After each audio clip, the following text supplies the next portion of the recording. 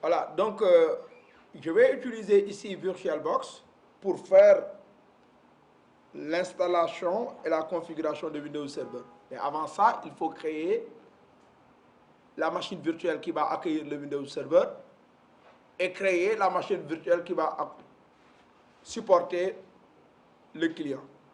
Donc pour cela, je vais faire une nouvelle machine. Je vais tout simplement le renommer serveur 2019 serveur 2019 voilà data center. Maintenant je peux choisir ici Windows. Quel Windows 2019 64 bits. Voici le choix à faire à ce niveau. Ensuite vous mettez suivant. Tu as la possibilité d'augmenter la RAM. Moi ici j'ai 16 Go de RAM. J'ai la possibilité de choisir 4 Go 4096, n'est-ce pas, pour mon serveur. Je mets suivant. Je vais créer un disque dur virtuel. Pour le disque dur virtuel, ce sera un VDI qui sera dynamiquement alloué. Pourquoi? Parce que si je prends la taille fixe, il va faire une réservation. Même si je n'utilise pas la taille, c'est la taille qui sera allouée. Donc je vais donner ça au fur et à mesure que je fais, je le mets. Donc je vais prendre ici 80 Go pour le serveur, ça va suffire. Ensuite je mets créer. Donc voici comment on crée la machine virtuelle. Ce sera la même procédure pour le client. Avant de démarrer la machine virtuelle, je vais sélectionner le stockage, à savoir le lecteur optique. Je vais choisir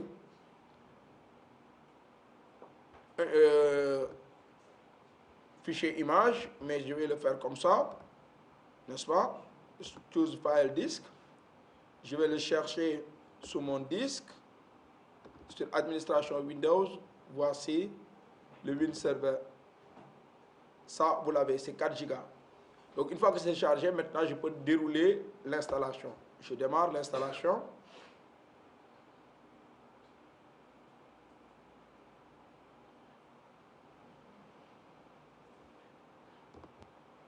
Voilà, donc, il y a le chargement. C'est la première étape. Chargement des fichiers d'installation.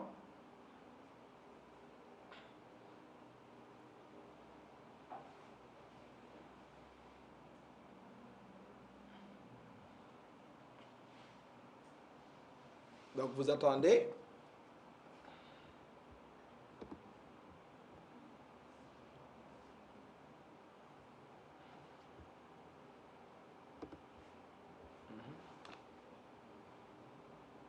Voilà.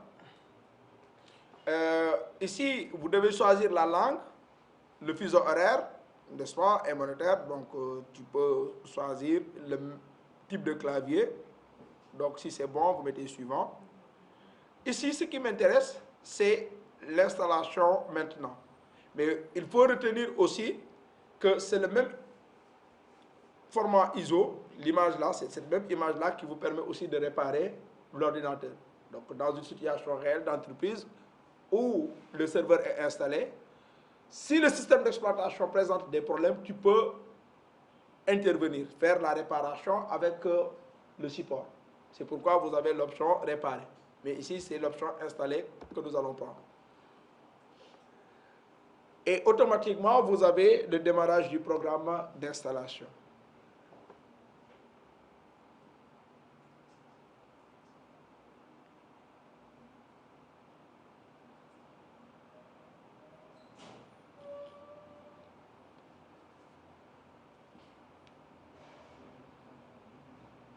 Voilà. Donc, le choix du type de système d'exploitation à installer, c'est important. Parce que par défaut, si vous mettez suivant, il va prendre la version standard. Donc, nous, la version qui nous intéresse, c'est la version Data Center, mais avec le bureau. Donc c'est la dernière option qu'il faudra choisir. Donc il va installer l'environnement graphique complet et il va utiliser de l'espace. C'est normal. Il peut être utile si vous souhaitez avoir le bureau et les options de serveur. Donc installer Windows Server 2019 Data Center. C'est bon pour le choix. Ensuite, vous mettez suivant.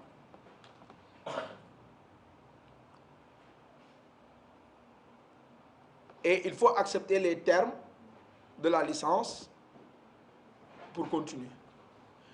Ici, ce n'est pas une mise à niveau parce qu'il n'y a pas de système d'exploitation, c'est une nouvelle installation, je le personnalise. Donc, les 80 gigas que j'avais choisi est disponible, l'espace est non alloué, je mets suivant. Il va créer les partitions nécessaires et les formater en NTFS.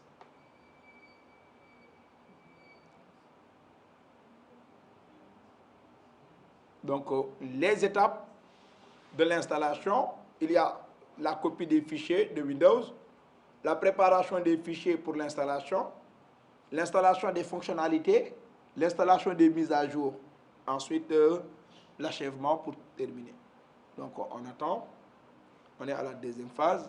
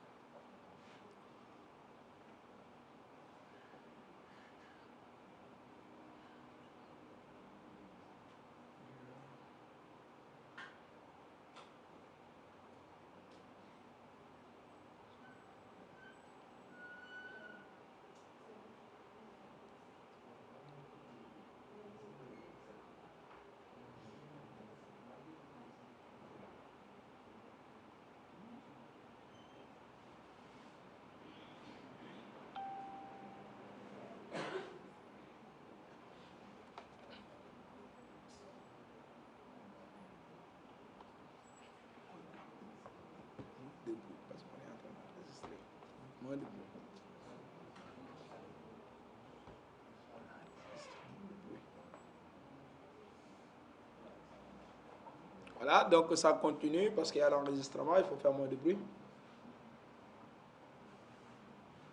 Donc on est à 23%.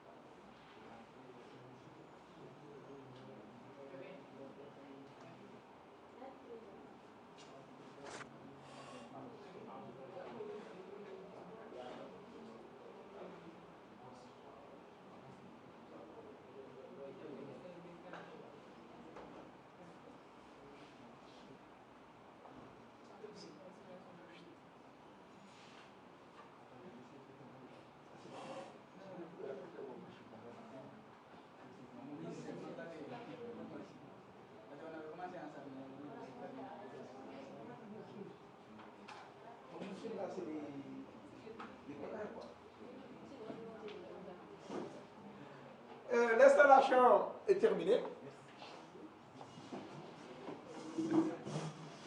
Voilà.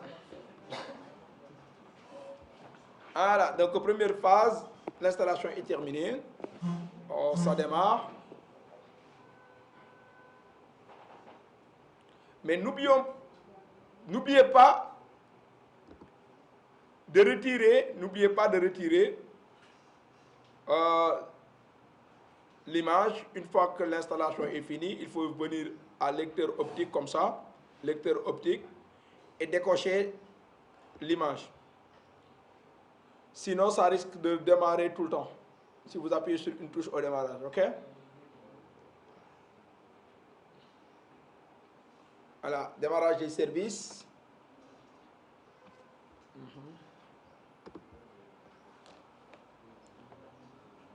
Préparation des périphériques à 33%.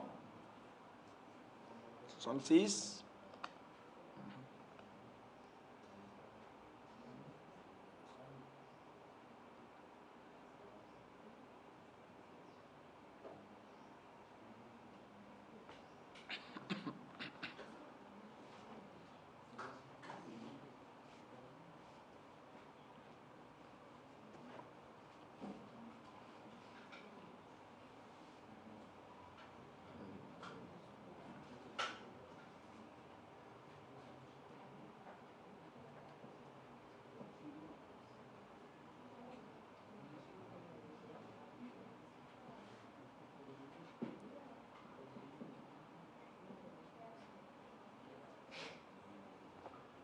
Ok. Voilà.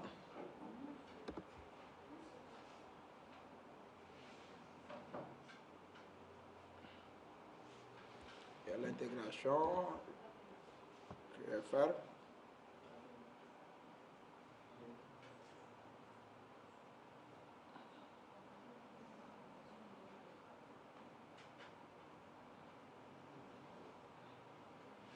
Voilà, très bien. Maintenant, il y a les paramètres de personnalisation. Vous avez le nom d'utilisateur par défaut qui est l'administrateur. Il faut lui donner un mot de passe. Moi, je vais lui donner le mot de passe passé avec P majuscule @ 2000 1, 2, 3, par exemple ici. Passez arrobase 1, 2, 3. Je ne veux pas que vous oubliez le mot de passe. Raison pour laquelle nous tous, nous allons utiliser le même mot de passe. Pour des raisons de... Voilà. C'est plus sûr, quoi. Parce que c'est la formation. Mais dans la réalité, il faut changer le mot de passe avec un mot de passe complexe, ok? Voilà.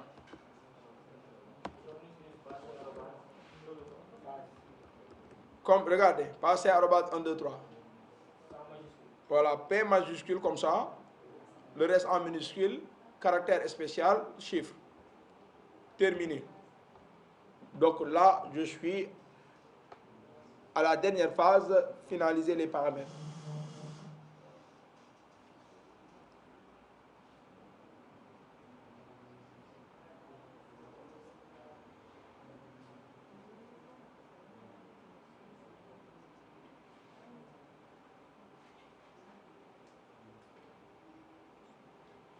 Voilà, donc c'est bon.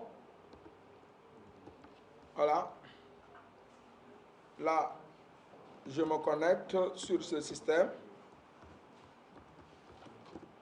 Et je me suis connecté en tant qu'administrateur.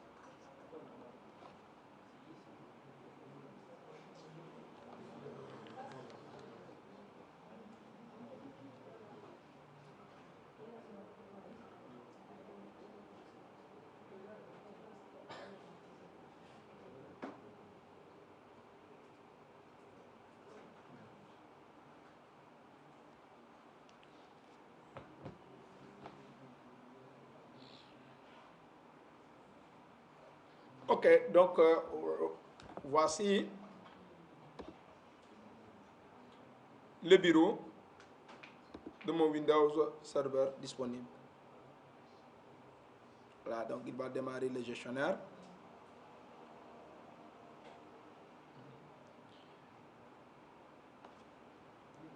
Voilà. Voilà, vous voyez. Donc l'installation s'est terminée avec succès.